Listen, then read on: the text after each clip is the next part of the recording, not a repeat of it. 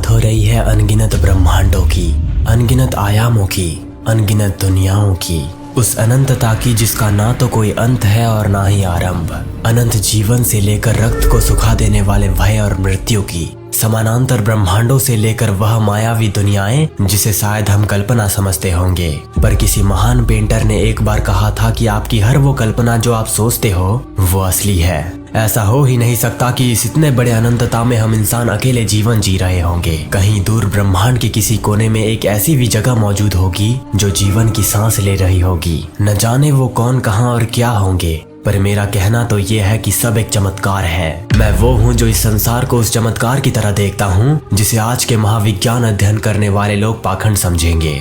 पर मैं इसी में ही खुश हूँ, मेरे चमत्कार से भरे इस काल्पनिक असली दुनिया में ही सही, जो मुझे अनंत शांति प्रदान करती है, जिसने मुझे ये अस्तित्व प्रदान किया है।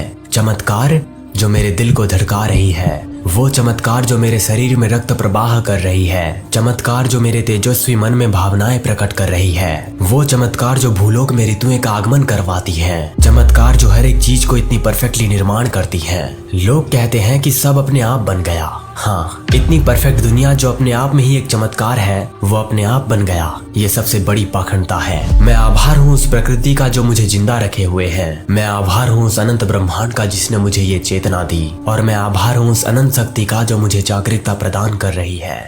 अब जब अनंत ब्रह्मांड की बात आती है तो हम ये बहस शुरू कर देते हैं कि इसका निर्माता आखिर है कौन। न जाने दुनिया में कितने धर्म और भगवान मौजूद हैं। लोग जो युगों से अपने धर्म, परंपरा और संस्कृति को निभाते आए हैं, किसी अनजान बड़े महादिव्य शक्ति को समर्पित करते हुए। क्या वाकई ऐसी चीज एक्चुअल में एग्जिस्ट करती है जिसे हम सुप्रीम गॉड कहते हैं, जिसे अलग अलग धर्मों के लोग अलग अलग नामों और चरित्र के साथ वर्णन करते आए हैं। वेदों का ये कथन है कि एकम सद विप्रा बहुधा वदंती, मतलब सत्य तो सिर्फ एक ही है, पर ज्ञानी लोग उसे अलग अलग नामों से पुकारते हैं। क्या धर्म मानव हृदय का केवल एकमात्र डर है जो हमें फोर्स करती है उसको मानने की, जिसे मानव सभ्यता ने कभी देखी ही नहीं है। ज्यादातर दुनिया के धर्म कहते हैं कि अपने क्रिएटर से डरो, उसने पूरी कायनात बनाई है और वही इस कायनात का अंत भी करेगा।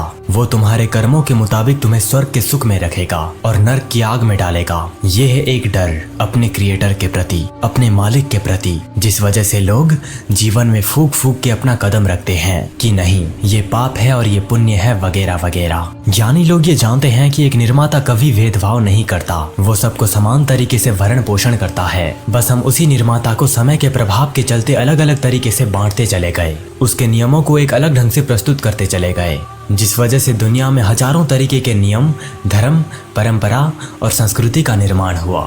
अगर सच कहूँ तो लोग एक बंधन में बंध गए हैं जिसे रिलीजन कहा जाता है। आज के जमाने में तो इसे एक टूल की तरह इस्तेमाल किया जाता है। गंदी राजनीति से लेकर वह वाहवाएं जो लोगों की आंखों में अंधविश्वास का एक भयानक डर बैठा देते हैं। रिलीजन लोगों को बांध रहा है। समाज इतने गंदे तरीके से बिगड़ चुका है कि ये सत्य के मार्ग से भटक ही चुका है। जिस धर्म को समाज में शांति लानी चाहिए, वही धर्म समाज में अशांति और विद्रोह फैला रहा है। लोग समझते हैं कि उनका ही क्रिएटर एकमात्र असली है और दूसरे के क्रिएटर बस एक कल्पना है। अगर सच में ऐसा है तो एक पल के लिए मान लेते हैं कि सबके क्रिएटर असली हैं। अगर उनको भेदभाव ही करना होता तो क्यों समग्र प्रकृति समग्र संसार को समान तरीके से भरण पोषण कर रही है? क्यों सूरज और चंद्रमा सबको समान तरीके से अपनी उज्जवल किरण प्रदान कर रही है? और क्यों अंधकार सबको जकड़ता है और उज्ज्वलता सबको उज्जवल किरण प्रदान करता है? लोग अपने धर्म को सही साबित करने के चक्कर में कुछ इस तरीके से अपनी मति भ्रमित कर चुके हैं कि उनको एक छोटी सी बात भी ग्रहणीय नहीं लगती।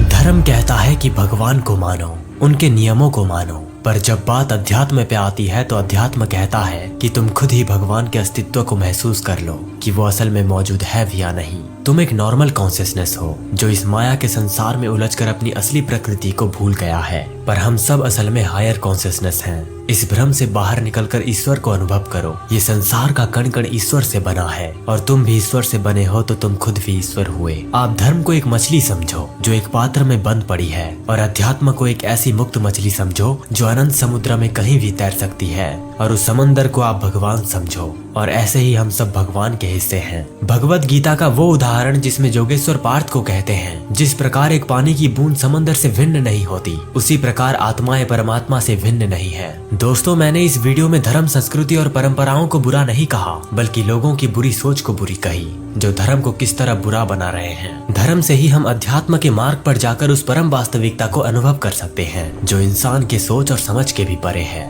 इस वीडियो में हमने धर्म की असलियत पर ज्यादा बात कर ली, पर आगे आने वाले वीडियोस में हम अध्यात्म को और गहराई से समझने की कोशिश करेंगे।